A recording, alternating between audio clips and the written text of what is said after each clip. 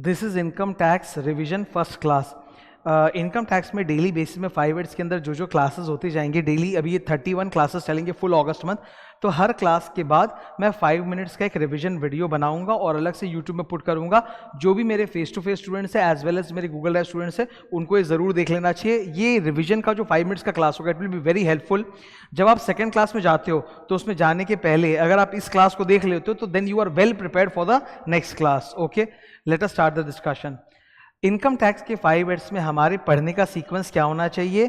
पहले learn, then revise, then combine. Learn class के दौरान कर लो, फिर क्लास के बाद रिवाइज कर लो उसको अच्छी तरह से मेरे बुक और कॉपी नोट से, या मेरा ये 5 मिनट्स का रिवीजन वीडियो देख लो। And third, combine.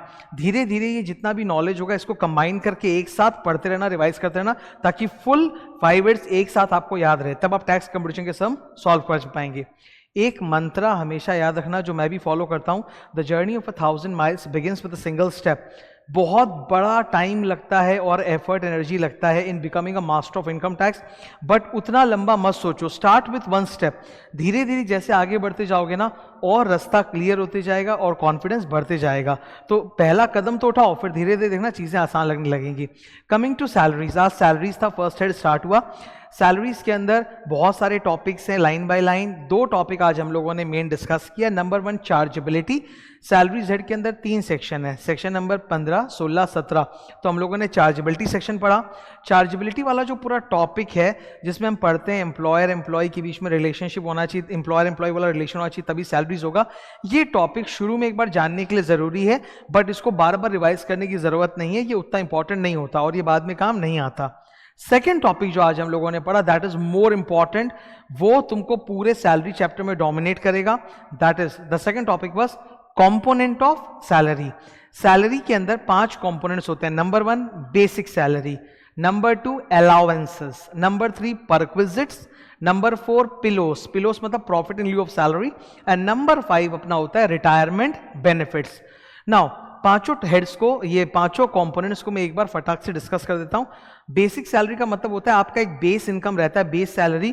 बाकी जो भी कंपोनेंट्स होते हैं ना, अलावेंस, परक्विजिट, रिटायरमेंट बेनिफिट, वो आपके बेस सैलरी के ऊपर ही कैलकुलेट होते हैं। अगर आपका बेसिक सैलरी ज्यादा है तो अलावेंस, परक्विजिट, रिटायरमेंट बेनिफिट सब ज्यादा होगा। अगर बेसिक सैलरी कम है तो बाकी सब भी कम होते जाएगा। सेकेंड, अलाउंसेस क्या होता है सर?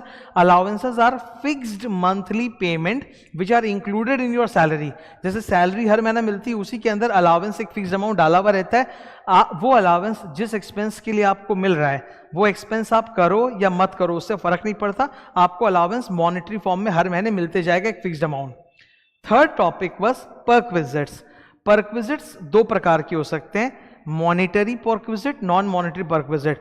ज्यादा फेमस होता है non monetary perquisite. Non monetary perquisite का मतलब होता है कि कंपनी जो है वो अपने एम्प्लॉय को कोई फैसिलिटी, कोई सुविधा डायरेक्टली दे रही है, मॉनेटरी नॉन मॉनेटरी फॉर्म में। जैसे फॉर एग्जांपल आपको रहने के लिए घर दे दिया, ठीक है, नौकर चाकर दे दिए, सर्वेंट्स दे दिए, वो हो गया डायरेक्ट आपको फैसिलिटी प्रोवाइड कर दिया, non monetary perquisite. Monetary perquisite क्या होता है? जब आप कोई एक्सपेंस कर लेते हो और बिल लाकर कंपनी को देते हो, आपका कोई पर्सनल एक्सपेंस था और कंपनी उसका रीइंबर्समेंट कर देती है। जैसे कंपनी की पॉलिसी है कि अगर आप लोग हॉस्पिटल वगैरह में कभी गए हो या डॉक्टर को दिखाए हो तो आप बिल लेके आ जाओ और कंपनी रीइंबर्स कर देगी। तो reimbursement of the actual expenditure, personal expenditure, that's a monetary perquisite. Student को हमेशा कंफ्यूजन आता है what is the difference between allowance and a monetary perquisite. 3 differences होते हैं। अलाउंस फिक्स्ड अमाउंट होता है पर मंथ, जबकि मॉनेटरी परक्विजिट में जो रीइंबर्समेंट मिलता है वो फिक्स्ड अमाउंट नहीं होता, वो वेरिएबल होता है। सेकंड, अलाउंस आपको हर महीने मिलते जाएगा फिक्स्ड अमाउंट, तो एक पीरियोडिसिटी हर महीने का आपके सैलरी में इंक्लूड होकर 30 तारीख को आपको मिल जाएगा। मॉनेटरी परक्विजिट आपको मंथली नहीं मिलता, आप जब एक्सपेंडिचर करोगे और बिल लाके कंपनी में दोगे तब कंपनी आपको देगी, तो उसका मंथली साइकिल नहीं होता। Third, allowance is given by the company to the employee, चाहे एम्प्लॉय एक्सपेंस करे या ना करे उससे फर्क नहीं पड़ता, उसको पैसा मिलता रहेगा। Monetary perquisite is a reimbursement, आप एक्चुअली एक्सपेंस करोगे तभी आपको रीइंबर्समेंट मिलेगा, वरना नहीं मिलेगा। तो ये 3 मेजर डिफरेंसेस होते हैं। तो हमने बेसिक सैलरी बोल लिया, अलाउंस बोल लिया, परक्विजिट बोल लिया। चौथा होता है पिलोस। पिलोस होता है profit in lieu of salary. अगर एम्प्लॉयमेंट स्टार्ट होने के पहले आपके बॉस ने, होने वाले बॉस ने आपको कुछ अमाउंट दिया है, या एम्प्लॉयमेंट खत्म हो जाने के बाद आपको कुछ मिल रहा है, that is called pillows. usually speaking, any payment received from your employer, future employer or past employer before the employment starts or after the employment terminates is called pillows. However, sometimes employment के बीच में भी आपको pillows मिल सकता है. इसके कुछ example होते हैं. बिफोर एम्प्लॉयमेंट, आप एम्प्लॉयमेंट ज्वाइन किए, उसके पहले ही आपके बॉस ने आपको नॉन कम्पीट फीस दिया, ठीक है, आपकी प्रैक्टिस गिव अप करने के लिए, दैट्स अ पिलोस. एम्प्लॉयमेंट खत्म हो जाने के बाद आपको तरह तरह के रिटायरमेंट बेनिफिट मिलने लग गए, जैसे VRS, रिटेंचमेंट कंपनसेशन, ग्रेचुइटी वगैरह, that's also pillows. During the course of employment भी कभी कभी पिलोस होता है. जैसे एम्प्लॉयमेंट में आपके टर्म्स एंड कंडीशन चेंज हो गए, आपको दूसरी जगह शिफ्ट किया गया, तो शिफ्टिंग के लिए टेम्पररी जो भी एक्सपेंस वगैरह आपको करना पड़ेगा, उसके लिए कंपनी ने आपको एक लमसम अमाउंट दे दिया, ठीक है, या कंपनी ने आपकी ड्यूटी के टाइम को शिफ्ट कर दिया, डे शिफ्ट से नाइट शिफ्ट में डाल दिया, तो इससे जो भी दिक्कत होगी उसके लिए आपको एक लमसम अमाउंट दे दिया, तो दैट्स ऑल्सो पिलोस. पांचवा कंपोनेंट और आखिरी कंपोनेंट होता है retirement benefits. Retirement benefits actually PILOS ही है, क्योंकि वो आपको एम्प्लॉयमेंट खत्म होने के बाद मिलता है, तो it is pillows only. But since retirement benefit एक बहुत बड़ा टॉपिक है, उसमें बहुत सारे सब टॉपिक्स आते हैं, इसीलिए उसको हम लोग एक सेपरेट कंपोनेंट की तरह ट्रीट कर रहे हैं.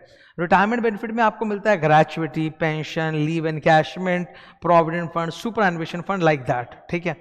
सो बेसिकली जो मोस्ट इंपॉर्टेंट चीज आपको याद रखनी वो ये कि सैलरी के 5 कंपोनेंट होते हैं. Basic salary, allowances, perquisites, pillows, PILOS मतलब profit in lieu of salary, और पांचवा होता है रिटायरमेंट बेनिफिट. सैलरी के कंप्यूटेशन को जब आप करते हो तो उसमें आप ये सारे कंपोनेंट्स को जोड़ते हो और उसमें से आप कुछ डिडक्शंस मेंशन किए हुए हैं वो लेस करते हो. देयर आर 3 डिडक्शंस जो हम लोग बाद वाले क्लासेस में करेंगे, और उसके बाद आपका निकल के आता है taxable salary. Thank you. So that was the revision for the first class of salaries.